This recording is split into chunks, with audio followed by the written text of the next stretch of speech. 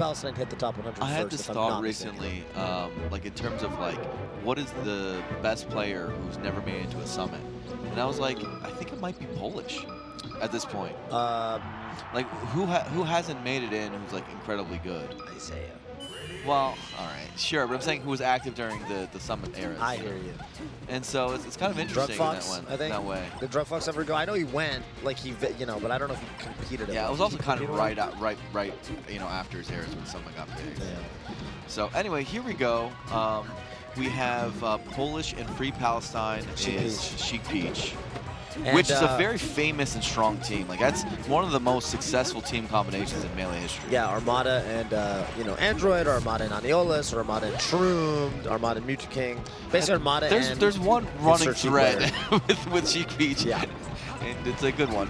But, like, we know that this team is capable of, like, ridiculous team combos and also ridiculous space control, right? Yeah. I think that both these characters, I think their strengths kind of get accentuated in teams.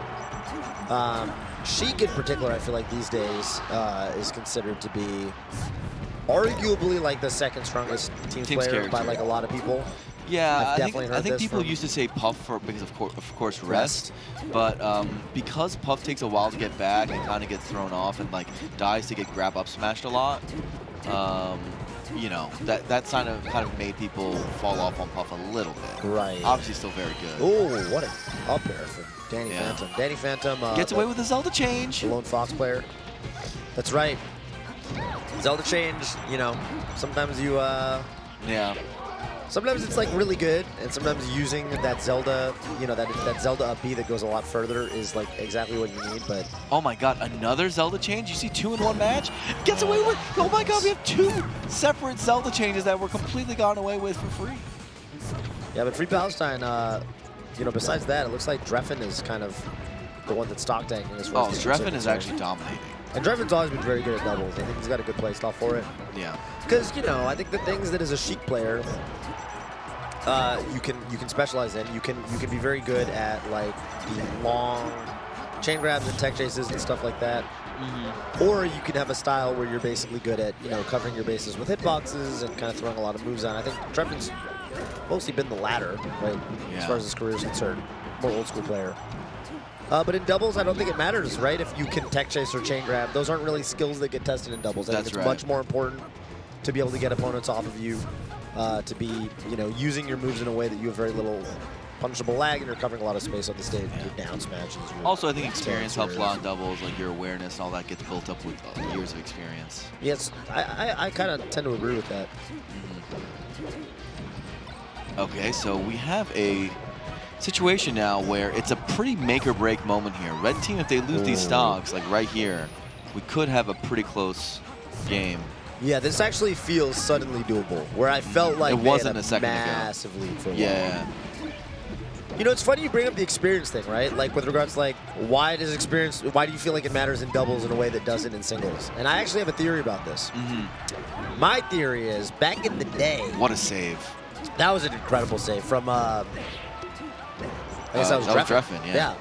Experience.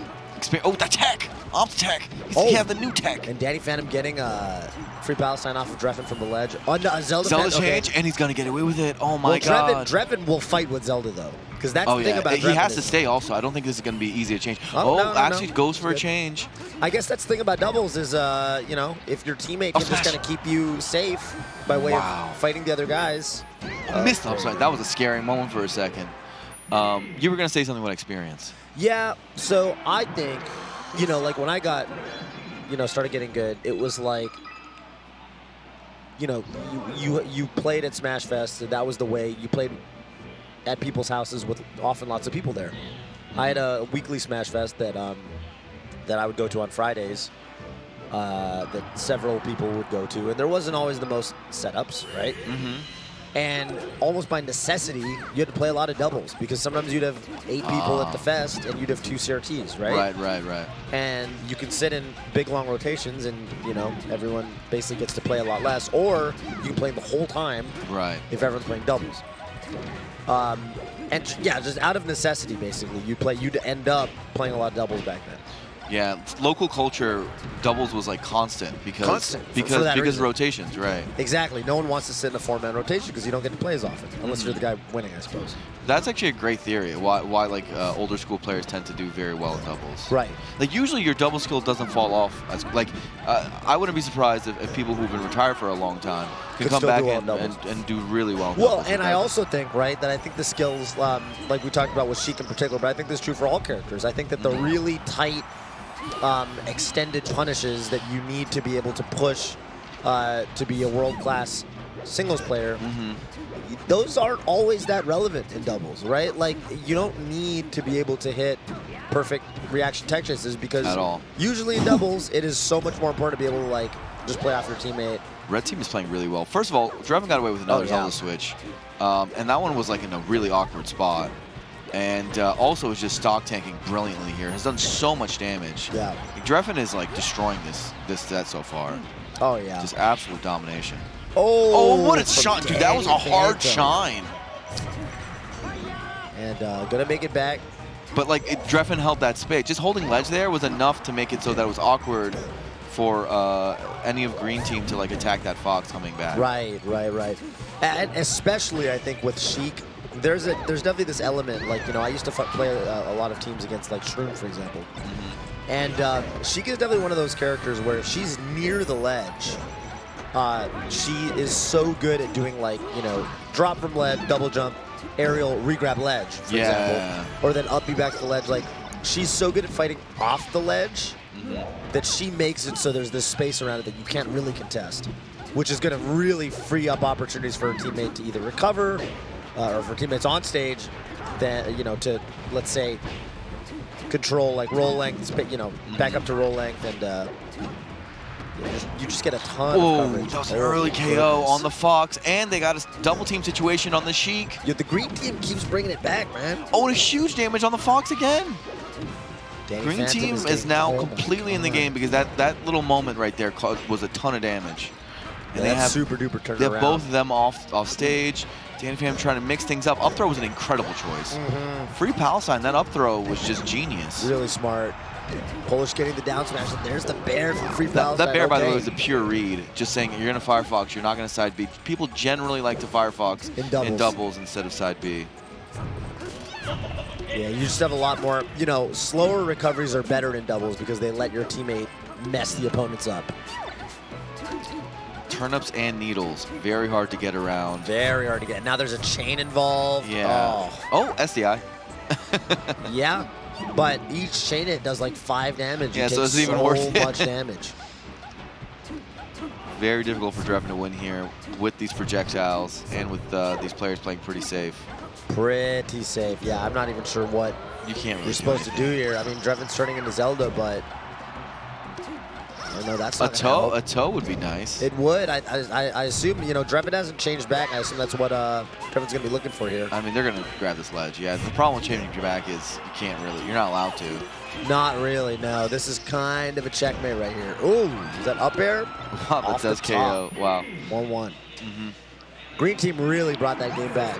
I think you said it. I think it was largely off the back of DannyPhantom playing well all game, but kind of getting the snot kicked out of him.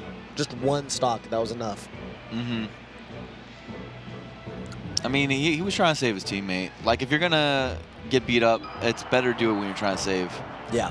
Than, you know, selfishly, some would say. Okay, so, I mean, this has been a great set so far. Green team is pretty fortunate to not be down 2-0, frankly. Oh, yeah. Because mostly it's been red team, I think, who's been winning this set. But now they got Danny off stage. Yeah, I sort of feel like all these, I don't know, I'm really interested to see if the green team just figured something out, because it felt like after the second half of that game, they really had kind of a feel. They definitely had it. And I think like the big thing that red team needs to be able to, oh, by the way, that was amazing. And that might have been like the lowest percent that upper KO. Oh my goodness. Yeah. But I think the red team, like, you need to figure out, is there anything, for example, like DannyPhantom needs to do differently to make sure that stay he doesn't alive. Exactly. Yeah. A lot of these stocks are going. Danny's done a great job at killing, though. Right. Like the up air he got on the Peach on the first stock. Like there's been actually quite a few moments where I'm like, wow, great conversions from Danny, but the survivability just has been really tough. And I think one of the things that it might not actually be a change in Danny's gameplay, but maybe Drephen being a little bit more active. Yeah, and that's absolutely the case. And I think from honestly on the green team's end, like I don't know if they've actively talked about it, but it is the one thing that like Fox, best character in doubles, but oh my god, look at this Peach combo. Oh my god. That was like a team combo by himself. That was crazy. Oh my god, and that was a huge swing too. Huge swing, yeah, they're back in it. Oh my gosh, some of the red team combos have been disgusting. FD does help with that though, right? It kind of simplifies that, and you know, in spite of everything, the green team's still up. DannyPhantom unfortunately again on his last stock, and kind of oh no, I don't know what happened to Palestine there. We have a game now. Weird. We have a game now, and SD completely shifts the tides. I guess meant to hit up B and got side B somehow. Yeah, happens sometimes. Wacky. Wow, Free Palestine is making some hard reads on recoveries, but this time a second SD. They're actually still in this game despite 2 SDs, and though. Those are really, honestly... These are high percent on red team, so actually they're actually probably in the lead despite what the stocks say, yeah. So green team might win a game with 2 SDs. Yeah, that is nuts. I mean, they were up a good bit. Yeah. Those were some big flubs from Free Palestine, but... Even though this is, like, technically a doable 2v1, actually, Drephen's doing great. Yeah. This is like getting them out of CC percent. It's like everything you want. Okay. Okay, a chain grab. Just let the Sheik chain grab. Peach, don't mess with this. Oh, dropped it. Might not matter. It might, though. Hang on. God. Yeah, that up air is really strong. But now they've got Drephen. I don't think you need to change the Zelda there. Had the jump. The extra drift from the Zelda transformation was interesting. Do you think maybe... Oh, the up smash charge was genius. Do you think Drephen maybe wanted to be Zelda at the end there? Because it just Drephen will just turn into Zelda. This is like a known phenomenon. Toe could do it. Toe could do it. Yeah. Toe could do it. I mean, I think the most clever thing was like, you know, Zelda does have better aerial drift. Maybe not better aerial drift, but goes further with the double jump considering that she's more floaty. So I think he turned into Zelda that first time just so he could double jump back to the stage without having to use an air dodge or an up B. Up B, yeah. Yeah, because that one was like in position where she can normally recover, which is usually you see people only switch to Zelda when they have to get back. Like otherwise they die. Right. That time was just purely because I don't want to up B, which is interesting. You like very rarely. I can't even think of times where you see people do that. Okay, so we have the beginning. Green team gets some very important percent off with just projectiles. Mr. Sour's in the mix, the homie. 5 characters on screen. When do you see that? 5 characters, dude. Well, usually there's an ice clappers involved. Yeah. You know. I guess the max number of characters you can see on the screen at a time is 8, huh? Just 4 ICs. Well, if you're counting Mr. Saturn, you could have one Peach just pull a bunch of Saturns. You're right. I guess, I don't know what the limit is. How many Saturns can you on the stream? I don't know. Oh, that could have been a kill maybe. DannyPhantom, I mean, I think you're right. DannyPhantom, you know, in spite of the fact that some of these games he's going a little bit down on stocks, he's doing excellent job finding the kills. Yeah, he's doing, which is what you want out of your Fox. It is. Yeah, I mean, I think there's something to be said about the defense aspect because, like, as the Fox player in doubles, you know, as a Fox player myself, you kind of know that, like, yeah, you're playing the best character in the game. However, your stocks can melt away. You can get team combo to death in 2 seconds. Exactly. You know? In a way that a lot of other characters aren't really going to get comboed. So, you know that sometimes you can be a liability. Like 60% just from windmill combo right there? Right. That's brutal. That hurts. Like, do you need to take a windmill engagement? I don't know. Right? DannyPhantom is engaging a lot. I do think that's probably kind of the secret sauce with this team, because I feel like Drephen's the kind of person who's going to be sort of mystifying with his movement. You know, he's a tricky player. Oh, absolutely. And then if you've got like a really aggro rush on Fox with him, I could see how that would work really well. Yeah, I mean, they made it this far. Right. Yeah, top 8 of this tournament, nothing to shake a stick at. If you're in this top 8, you definitely took down some really good teams. They've been pretty coordinated, these two. Their team comps have been great. Especially like with regards to like when the green team, when one of them is either dead and respawning or off stage, they're doing an excellent job getting like the grab up smashes on the remaining one. Effectively the PewFat, right? The PewFat was like legendary for that, of using that time to basically get their leads. Oh, and yeah, and they'll stagger their respawns intentionally and kind of do all these things to really capitalize on that. Wow, Polish makes it back, and he does. Wow. That's nuts. I am shocked.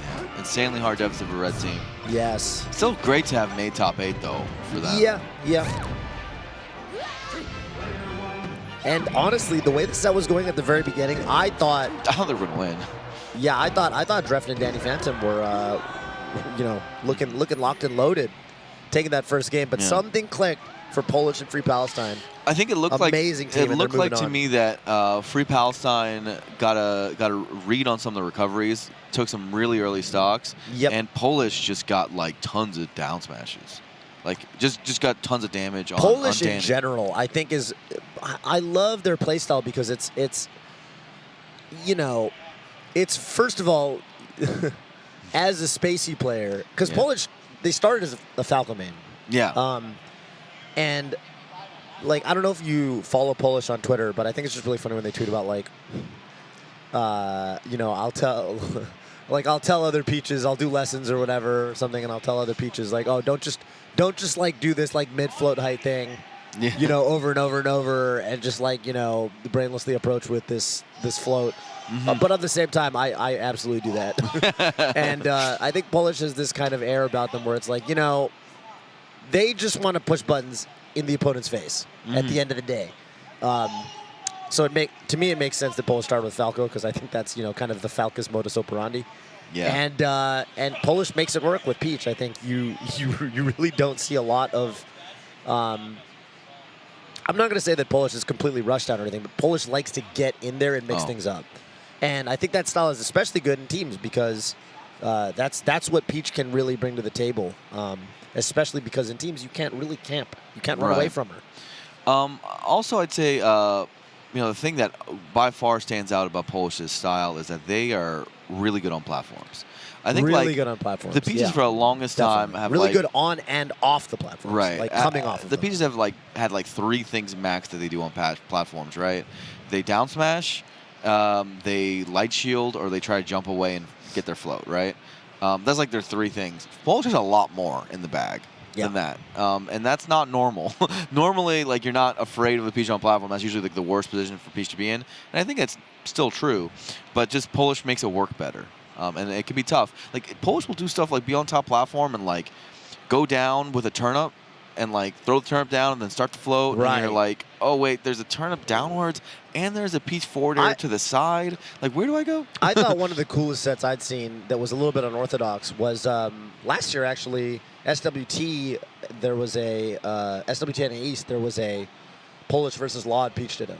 And you could see, and you know, I will say it's actually kind of funny because I think Laud has sort of switched like their play style to kind of moving in the Polish direction, if that makes sense. But at the time, Laud was extremely grounded. And they played this Peach Ditto where you had Polish coming off the platforms and approaching Laud from those sorts of angles, right? From like those upward angles with the turnips, with the weird like platform movement with the floats.